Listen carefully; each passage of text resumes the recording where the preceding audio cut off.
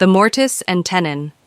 The market buzzed with life, a steady hum of voices mingling with the clatter of baskets on tiled floors. Sunlight filtered through the arched entryway, casting patches of warmth on the light beige tiles. Dust motes danced in the air, illuminated by the beams overhead, their wood grain telling stories of years gone by. Two men stood near a crumbling brick wall, their conversation a quiet island amid the market's chaos. One man, lean and wiry, leaned against the archway, arms crossed. His clothes were simple, worn at the edges, and his face was sharp, like a blade that had seen too many battles. He pointed toward a large wooden beam embedded in the wall. "Look at that joint," he said, his voice rough yet deliberate. "Mortise and Tenon. They built these places to last, back when craftsmanship meant something." The other man, broader and slower, crouched to examine the beam.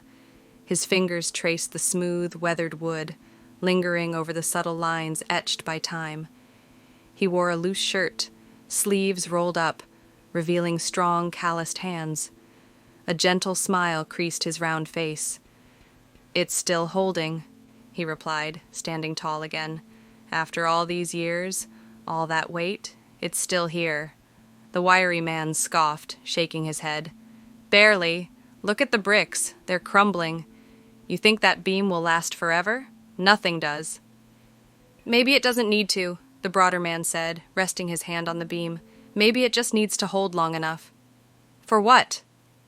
The wiry man's tone sharpened. "For someone to come fix it? Or just long enough for it all to collapse?" The broader man shrugged. "For whatever comes next." Silence fell between them as they stared at the beam, the wall, the disintegrating mortar. The market continued around them.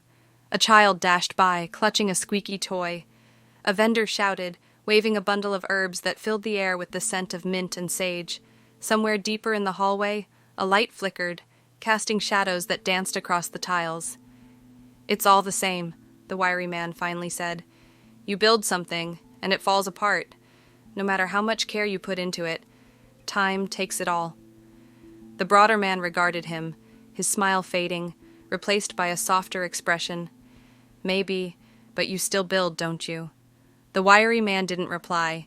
He returned his gaze to the beam, noting how it fit into the wall, how a smaller plank rested atop it, bracing it. His hands hung loosely at his sides, fingers twitching as if he wanted to reach out, to touch the wood, to understand it better. "Back home," the broader man began, "we had a barn. My father built it with his brothers, Mortise and Tenon, just like this. Every summer we'd patch the roof, fix the boards. It wasn't perfect, but it stood.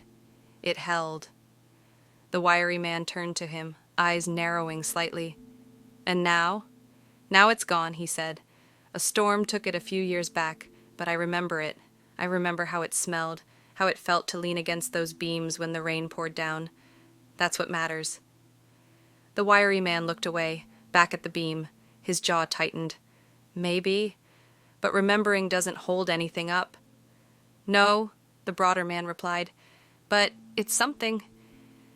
The wiry man fell silent, finally reaching out to run his fingers along the beam. The wood felt warm, solid. For a moment he thought of the hands that had shaped it, the tools they'd used, the care they'd taken. He wondered if they had known how long it would last, or if they had simply built it because it needed to be built. "Maybe it is something," he murmured, almost to himself. The broader man smiled again, faint but genuine. "It is." They lingered a moment longer, two men, a beam, and the weight of time pressing down on them. Then the wiry man stepped back, hands shoved into his pockets. "Come on," he said, "let's get a drink." The broader man nodded, and together they walked into the market, their footsteps echoing softly against the tiled floor. Behind them, the beam remained, weathered and steadfast, holding on against the passage of time.